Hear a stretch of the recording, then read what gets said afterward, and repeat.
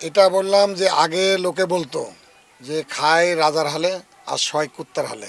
মানুষে খারাপ ব্যবহার করে, দেখা যাচ্ছে রাত বিনা গাড়ি চলাইতে গেলে বোধ ছাল বলা সে রাস্তায় ঠেকায়, গাড়ি ঠেকায় মেঘে মনে করেন যে টাকা পয়সা চায়। দর্শক, এখন গভীর রাত। এই রাতে যখন সাধারণ মানুষ গভীর ঘুমে আচ্ছন্ন, ঠিক সেই সময় মহাসড়ক ব্যস্ত হয়ে যায় ট্রাক চলাচলের শব্দে। দীর্ঘ সময়ের যাতায়াত পথে ট্রাক ড্রাইভারদের একমাত্র সঙ্গী হাইওয়ের পাশে থাকা চায়ের টং দোকান অথবা হোটেল। আমরা আজকে দাঁড়িয়ে আছি ঝিনাইদহ চুটলিয়া মোড়ে। এখানে আমরা কথা বলবো কিছু ট্রাক ড্রাইভারের সাথে, কেমন যায় তাদের এই মহাসড়কে চলাচলের ক্ষেত্রে, মহাসড়ককে নিয়ে তাদের যে অভিজ্ঞতা, তাদের কাছ থেকে আমরা জানার চেষ্টা করব। পুরোটা সময় জুড়ে আপনাদের সাথে আছে আমি মেহেদি হাসান, আমার সহযোগিতায় আছেন মফিজুল ইসলাম। কোথায় যাবো রাজশাহী। এই খুলনা থেকে রাজশাহী কত পথ? আপনার গাড়ি চালানো লাগবে কতক্ষণ? এটা ধরেন সারা রাতের ব্যবধান, কাল 8টা পর্যন্ত, সকাল 8টা পর্যন্ত। সকাল 8টা পর্যন্ত। তো এই সময়ের মধ্যে থামেন কতবার? হয়তো 3 জায়গায়ও থামি, হয়তো 4 জায়গায়ও থামি। হয়তো দেখা যাচ্ছে ঘুমের বেঘাত ঘটতেছে, হয়তো দাঁড়াইলাম চা খাইলাম। এখন হয়তো দাঁড়াইছি টায়ারটা রেস্ট করছে জন্য। এরপরে ঘুম আসলে কি করেন? এখানেই ঘুমিয়ে পড়েন? ঘুম আসলে যে এখানে আরামে খাওয়ারে যে রাজকীয় শোয়া।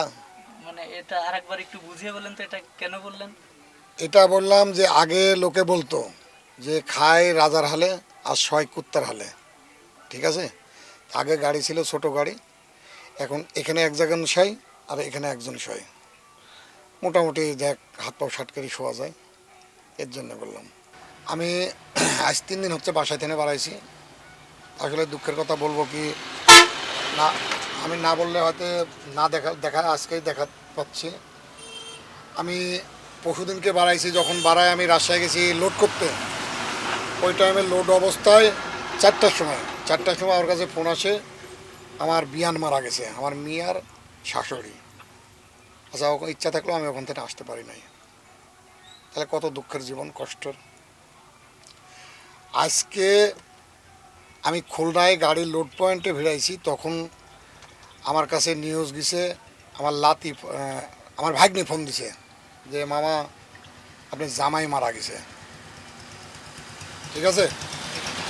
এই যে জামাই মারা গেছে, এই যে মানে জামাই হচ্ছে আমার বড় ভাইয়ের খুদ্দি আব্বা, বলতে গেলে আমি আমার পাগল জামাই। তো এই জামাইটা আসলে চোখের দেখাটা, এই দেখাটাও দেখতে পারলাম না। দেখেন আমার পোস্ট করেছে।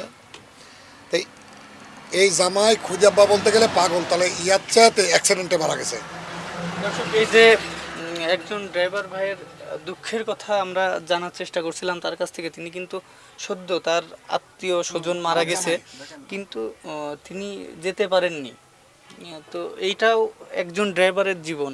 আমরা পথে ড্রাইভারদের তুচ্ছ তাচ্ছিল্য করি, আসলে তাদের দিক থেকে একবার যদি আমরা ভেবে দেখতে পারি তাহলে বিষয়টা আসলে অন্যরকম হয়ে যায়।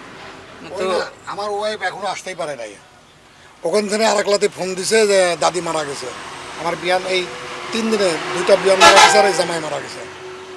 এত তুচ্ছ তাচ্ছিল্য, এত কিছু সহ্য করে না পরিবারকে ভালো রাখার জন্য। শেষ পর্যন্ত পরিবারকে কতটুকু ভালো রাখতে পারেন, কতটুকু সময় দিতে পারেন? পরিবার যতবেল আমি বাইরে থাকি ততবেল আমার পরিবার মানে ঘুমের ঘরেও স্বপ্নে দেখেও আমার ফোন দেয় কি না হলো। যতবেল আমি বাসায় পৌঁছবো না ততবেল পরিজনের মুখে কোনো হাসি দেখার জন্য। আমার ওই অবস্থা। আমি তো যখন সৈন্যর উপর থাকি তখন তো মহাজন 40 লাখ টাকা দামের গাড়ি দিয়েছে মা, তারপরে আর এক কোম্পানি দিছে মাল আমার হাতের পর সব কিছু। আমার জানটা সবসময় শিখে থাকে। এখন এই সকালবেলা আমাকে যদি দেখেন তো মনে করবেন যে কতই নেশা করছে, কতই নেশা করছে মনে হয়। ওটাও দেখাচ্ছি আপনাকে। মানে সবশেষ নিজের পরিবারের সাথেও ভালোভাবে সময় দেওয়া হয় না? না ভাই, কখন দেব? আসলেন কোথা থেকে এখন? আসলাম ভাই কুষ্টিয়া থেকে। যাবেন কোথায়? যাবো সাতক্ষীরা। সাতক্ষীরা। এই কুষ্টিয়া থেকে সাতক্ষীরা যেতে কেমন সময় লাগে? গাড়ি চালানো লাগে কতক্ষণ আপনাদের? এই রাস্তাঘাট তো মনে করেন যে একেবারেই ভালো না, রাস্তাঘাট ভাঙাচোরা আছে। মনে করেন যে প্রায় কুষ্টিয়া থেকে টান দিলে বাজে 4 ঘন্টা 4.5 ঘন্টা সময় লেগে যায়। এর মধ্যে থামেন কতবার?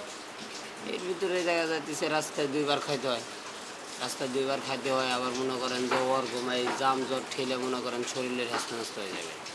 রাস্তাঘাট মনে করেন ভাঙাচোরা, রাস্তাঘাটও ছাড়তেছে না। কম বেশি সব জায়গায় কম বেশি সারাও আছে, আবার কম বেশি মনে করেন বেশিরভাগই রাস্তা হইতে সারা। কিছু কিছু জায়গা আছে এখনও মনে করেন যে 12 মাইলের ওইদিকে, যেমন আপনার কালীগঞ্জের এইদিকে রাস্তাটা এখনও সারেনি। ওই রাস্তা মনে করেন যে জার্নি করবে গেলে ওদের শরীরের অবস্থা একেবারেই দুর্বল হয়ে যায়। হঠাৎ গাড়ি যখন ঘোড়া। ঘুম এসে যায় তখন আপনারা কি গাড়িতেই ঘুমান? সবাই গাড়িতেই ঘুমাই, তাছাড়া ঘুমামু কই?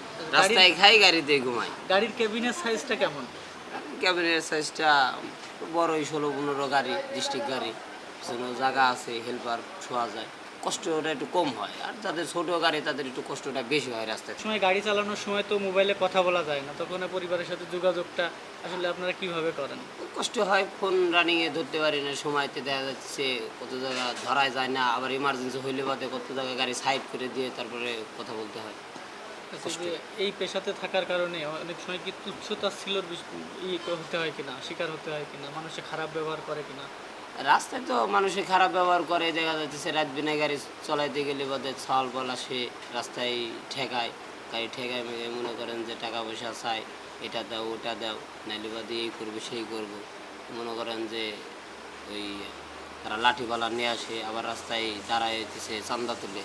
এমনি যখন মানুষ আপনাকে ছোট করে কথা বলে অনেক সময়, তো সেই সময় আপনার কেমন অনুভূতি হয়? আপনিও তো একটা মানুষ, আপনিও তো আপনার পরিবারের স্বপ্ন পূরণের জন্য রাস্তায় নেমেছেন, তা তো আছে। তো ওই সময়টা আপনার ভিতরে কেমন অনুভূতি হয়? আমার ভাই এখন রাস্তা থেকে যখন বাসা থেকে বেড়াই তখন নিয়ত থেকে একটাই যে রাস্তাঘাটে যাই, দেশ বিদেশে ঘুরি, তাহলে বাদে সবার সাথে তো মনে করেন যে খারাপ আচরণ ব্যবহার করা যাবে না। একজন যদি এক কথা বলে সেটাও স্বীকার কেটে নিই, যদিও সেটা কষ্ট হয়, তার ভিতরেও সেটা আমাদের নিজের ভিতরে নিতে হয়। কারণ রাস্তায় চলি, বাসা তো এক জায়গায় না, বাসা হয়তো কুষ্টিয়ায় থাকি, সব জায়গায়, কারণ সব জায়গায় যায় তো মনে করেন লোকের সাথে খারাপ ব্যবহার করা যায় না। আবার কত জায়গা আছে মনে করেন যে খারাপ ব্যবহার দূরের কথা, ভালো ব্যবহার করলেও তারা এসে মারে। এই হলো আমাদের কষ্টের দিক।